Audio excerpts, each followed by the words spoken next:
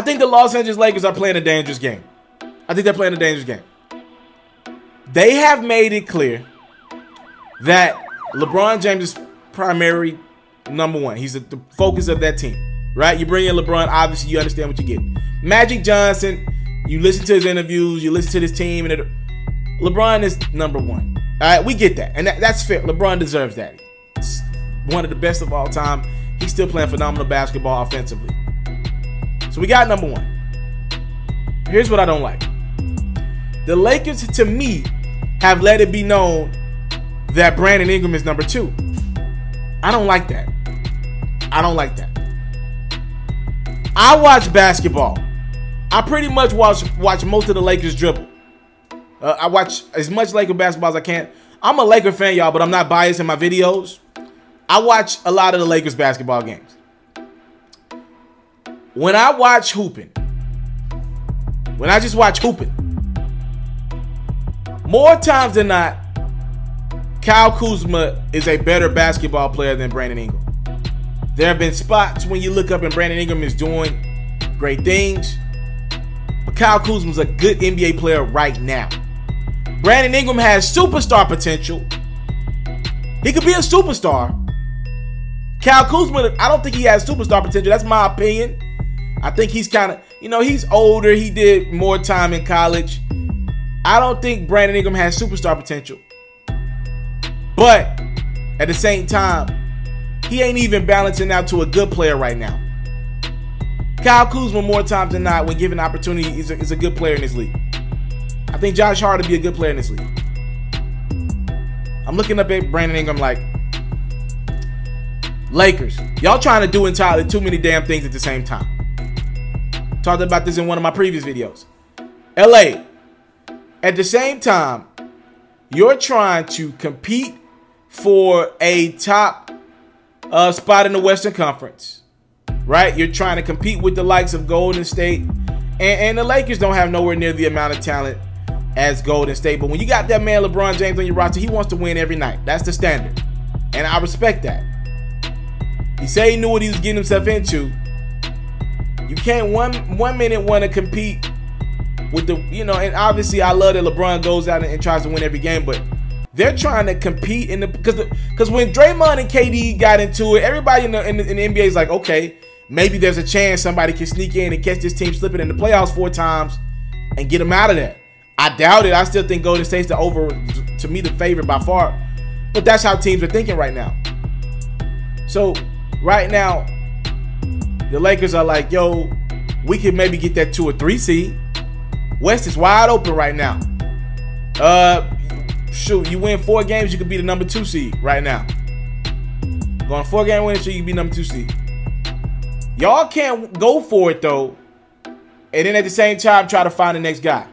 You can't do that with LeBron James.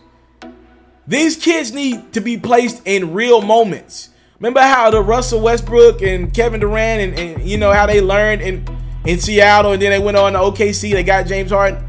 They learned through losing. Remember that team lost in the playoffs to the Lakers when the Lakers were making their last finals run? You got to learn through losing. You got to learn through your mistakes. That's how life works. And when you got LeBron James on the court, there's only so many mistakes you're going to get. A lot of times Luke Walton's flipping that rotation upside down, and certain guys ain't playing the consistent minutes every night, and some nights Rondo's the guy down the stretch, and then every now and then Lonzo's the guy down the stretch, then Rondo's out with an injury, Rondo's suspended. How in the heck can Lonzo get it going? Brandon Ingram, you're starting the game with him, but a lot of times he's a non-factor on the court. Kyle Kuzma got it going. What do? You got to ride with the hot hand and Kuz. How these young guys gonna figure this out? Kentavious Caldwell-Pope, to me, more times than not, has no business being on the basketball court in late game situations. He make a couple shots, they're gonna keep him on the court in the end of the game. To me, Josh Hart's a better player than him, got a higher trajectory than Kentavious Caldwell-Pope out of Georgia. You giving Caldwell-Pope $12 million a year. We're gonna roll with Pope. That team got so much going on right now. You're trying to go 2 different ways with the team, and it makes no sense. You got to pick and choose. And right now, there's a guy on the market. to me, that would help this team out a lot. And I know the Lakers could have went after Kawhi Leonard, and maybe Brandon Ingram could have got the deal done this summer, but LeBron really wanted to play with Brandon Ingram. And apparently LeBron and Kawhi Leonard just don't have a great relationship. Apparently, you know, Kawhi doesn't have a lot of great relationships with a lot of other stars in the league. Kawhi's got friends around the NBA, like Danny Green and a lot of the Spurs. He's got friends, but he doesn't have a lot of great relationships with stars around the league. So apparently LeBron and Kawhi, it's not like they're beefing or anything. They just don't, like most stars with Kawhi. So LeBron wanted to give Brandon Ingram a shot. Remember, the Lakers were in talks with the Spurs when Kawhi Leonard wanted out, and San Antonio wanted to move on, and you know, the Lakers were in the mix, and the Spurs wanted Brandon Ingram. You know, they was like, no Brandon Ingram, we ain't even talking. If we're gonna trade this dude to the West, we want Brandon Ingram. Period. We want everything. All the young talent. Lakers said no. I'm sure they asked LeBron about it. LeBron's like, nah, let me play with this kid. Let me see what this kid got. Let me see what I can get out of this kid. I'm aware of that. But there's a star right in front of you. I believe Bradley Beal is still a top 25 basketball player in this league. I just don't think he likes playing with John Wall. When John Wall was out last year, look at that offense was moving. Gortat was having fun. Some of these other guys were having fun. I like when Bradley Beal plays point guard. I like that. He is the perfect fit for LeBron James. A guard that can, if need be, dribble, go get his own shot, make late game. He is the perfect fit for LeBron. Brandon Ingram is as bad a fit out there as there is for LeBron. A so-called point forward who's young, inexperienced, mentally sometimes you gotta question if this guy's even into it. He's not a lockdown defender, he's just long. Yo, to me, if you're the Lakers, you go get Bradley Beal. You clean up a lot of your question marks. Because when you go get Bradley Beal, he makes more money than Kentavious Caldwell-Pope. There are no more questions about Caldwell-Pope. And Caldwell-Pope's on a one-year deal. Now you can throw him on to the end of the bench. No harm, no foul. Who cares? You know you, KCP, you know you out of there after the season. We know Bradley Beal's the starting two guard. This conversation of who's better between Josh Hart and Kentavious Caldwell-Pope. I think the Lakers know Hart's better, but because they're paying Caldwell-Pope $12 million, they give the edge to Pope. I think it's close between those guys. I give Hart the slight edge. You paying Pope $12 million. I get it. It's a business. But with Bradley Beal, you paying him more money, and he flat foot better than Hart or Pope. Period. You clean up that issue right there. You know Bradley Beal gonna be in down the stretch. Okay. Another issue. This point guard BS with Lonzo. You need Lonzo to be a shooter right now. You go get Bradley Beal. You don't need that anymore. You can roll. If you're trying to go for it this year, you can roll with Rondo. You could roll with Rondo. You could legit roll with Rondo, LeBron, and we still got enough shooting. Look, Lonzo Ball, sometimes his jumper comes, sometimes he airballs. There are no ifs and buts about Bradley Beal's game. You get him open looks. Oh my goodness. You give him open looks. Look, y'all got JaVale McGee and Tyson Chandler on the boards.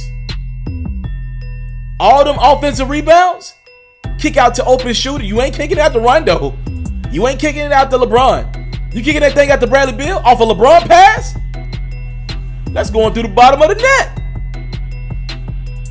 I'm just saying, bro. To me, you trade Brandon Ingram for Bradley Beal. All these question marks about Brandon Ingram's game. You want him to become a number two like Bradley Beal. Bradley Beal's been a number two with John Wall, a guy that he probably don't want to play with right now for the last few years. And Bradley Beal want to win. You go put him with LeBron? You mean John Wall? You talking about LeBron, somebody he's not going to party every night? You know, he's not going to be in Atlanta for Luda Day weekend every year? You mean he's actually going to work on his game and not put on 15 pounds? You mean LeBron ain't going to put on 15 pounds this summer? You mean he ain't going to have Thanksgiving meals every day? Sign me up. Bradley Beal will never come out and I get to play in LA? And I'm sure Bradley Beal got a home in LA. Most players do. What? Sign me up. Where can I sign? Where can I sign? Give me my, you know what I mean? I just think the Lakers got to make that trade. They got to do it. Because you clean up, you can kind of semi-go forward with Bradley Beal. And then you can see what you got in Lonzo. Who cares? And they can still maneuver some trades to get in the running for a third guy this summer. If KD's your guy, you can still figure that out. You got to go get Bradley Beal if you're the Lakers, in my opinion. I came from nothing, but I want everything God has for me. I interview celebrities. I talk sports. I still represent the culture. I got the kids. You are now tuned in. Yeah, we locked in right now, Mr. Telefaro. Mr. Telefaro. Mr. Telefaro. Mr. Telefaro. Shout out to Mr. Telefaro. You're watching Mr. Telefaro TV. Mr. Telefaro TV. Here with the Triple B's. You can't do nothing but win.